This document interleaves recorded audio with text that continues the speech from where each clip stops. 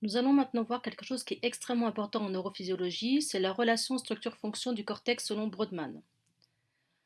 Donc, la définition en fait de cette relation, c'est que le cortex est divisé en plusieurs régions que l'on appelle des aires qui correspondent chacune à une fonction.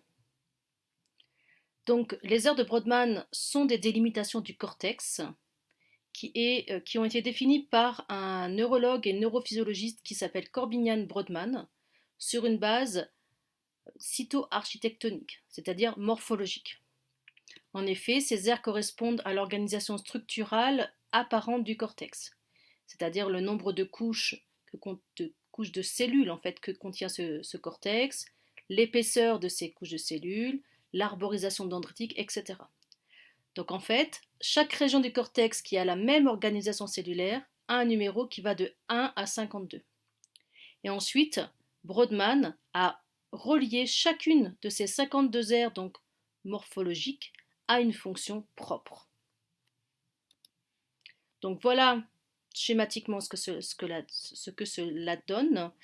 Vous avez donc le cortex, qui est cette structure, vous savez, la plus externe, euh, comme on l'a vu précédemment sur la diapo, et vous avez donc un numéro pour chaque aire.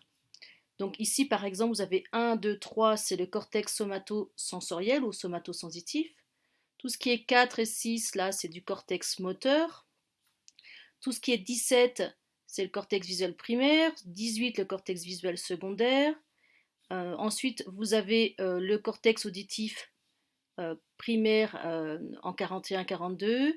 Et vous avez pas mal d'aires dites d'association, c'est-à-dire des aires qui associent des informations sensorielles avec d'autres informations comme la mémorisation, l'attention, etc. Donc ce qu'il faut vraiment retenir, c'est ça, c'est que c'est un petit peu schématique comme vue, mais en tout cas c'est assez admis maintenant.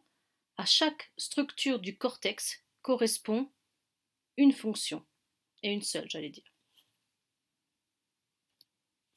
Alors, ce travail en fait de Brodmann, il est encore en cours. C'est pour vous expliquer qu'en fin de compte, on ne connaît pas encore complètement comment est organisé le cortex et le cerveau en général, ni comment il fonctionne. On en apprend tout le temps. C'est vraiment une discipline très jeune, la neurophysiologie.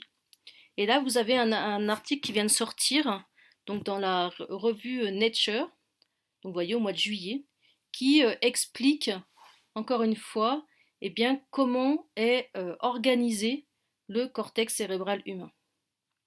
Donc ça évolue à chaque fois, ça évolue aussi avec les techniques qu'on utilise pour pouvoir réaliser cette carte structure-fonction. Alors maintenant, on va voir deux exemples particuliers du cortex. On va voir l'aire somatosensorielle et l'aire motrice. Autrement dit, on va voir comment ces deux aires sont organisées. Donc là, on est bien dans le cortex, et dans des cortex particuliers, je répète, le cortex somatosensoriel et le cortex moteur. En fait, comme on l'a vu, le cortex entièrement donc est sous-divisé en aires, et chaque aire de ce cortex peut être sous-divisée en sous-régions fonctionnelles. Et ça, c'est le cas du cortex moteur. Donc chaque région du cortex moteur est sous-divisée en sous-régions fonctionnelles très spécialisées. Alors ça va donner lieu à ce qu'on appelle l'homonculus moteur de Penfield.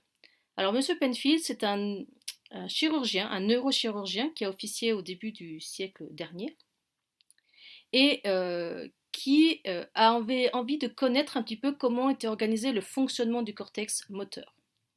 Alors pour cela, il avait des patients et il a demandé l'autorisation évidemment de réaliser cette expérience. Et chez ces patients, lorsqu'il était en train de les opérer, il a stimulé avec des petits courants électriques chaque partie du cortex moteur. Alors ce qu'il faut savoir, c'est que les opérations de neurochirurgie, en tout cas certaines, se font sans anesthésie. Alors évidemment anesthésie locale pour couper la peau, etc. Mais comme c'est le cortex qui génère la douleur, quand on touche le cortex, ça ne fait pas mal. Donc beaucoup de patients, enfin, en tout cas quand ça le nécessite, sont éveillés.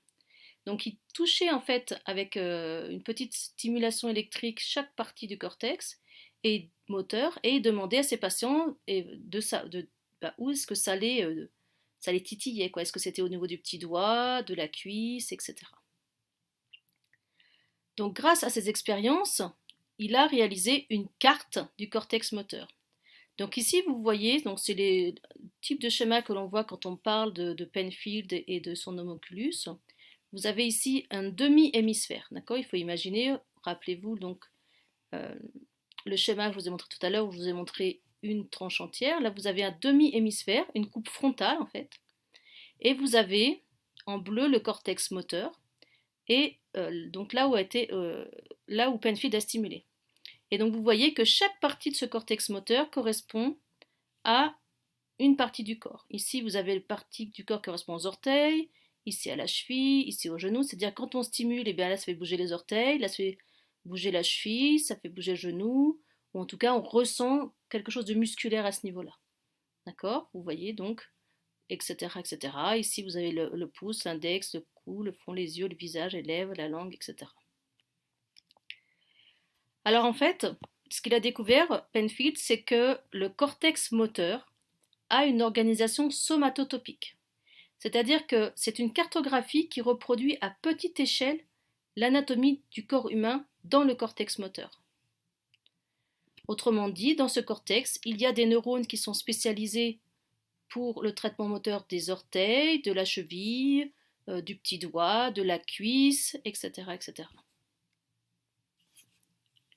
Alors, si vous êtes observateur, vous voyez que les parties du corps, en tout cas la surface occupée par les parties du corps, n'est pas proportionnelle à la taille du corps. Ici, par exemple, vous voyez tout ce qui est utilisé par la face. Ici, tout ce qui est utilisé par la main. D'accord? Ici, tout ce qui est utilisé par la cuisse, la hanche, etc. Vous voyez, ce n'est pas proportionnel. En effet, les surfaces allouées sur le cortex ne sont pas proportionnelles à la taille du corps correspondante, mais plutôt à la complexité des mouvements que cette partie peut effectuer. Donc plus une partie du corps peut effectuer des mouvements complexes, plus elle a besoin de neurones en fait pour effectuer cette fonctionnalité.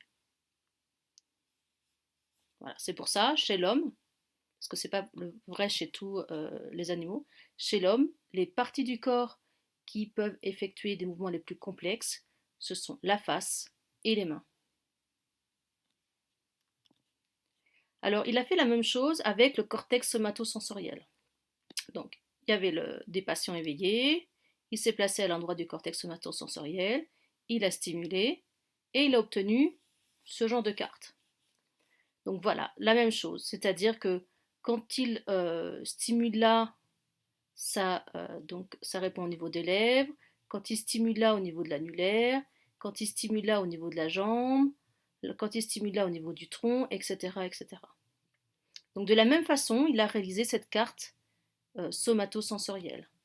Encore une fois, on voit que ce cortex somatosensoriel a une organisation somatotopique, c'est-à-dire que chaque partie du corps a une représentation dans ce cortex.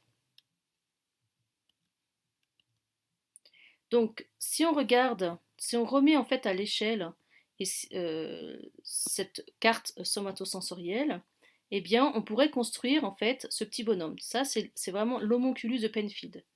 Alors, l'homonculus somatosensoriel ressemble très fortement, comme vous l'avez vu, à l'homonculus moteur. Donc, en fait, ça, c'est comment notre cortex somatosensoriel nous voit, comment nous sommes représentés dans ce cortex. Nous sommes représentés avec une grosse face, des grosses mains, des lèvres énormes et une langue énorme parce que c'est là où nous avons le plus de récepteurs. En effet, la taille de la représentation des parties du corps est proportionnelle avec la densité des informations provenant de chacune d'entre elles. Donc là où nous avons le plus de récepteurs sensoriels, c'est bien au niveau de la main, des mains et de la face.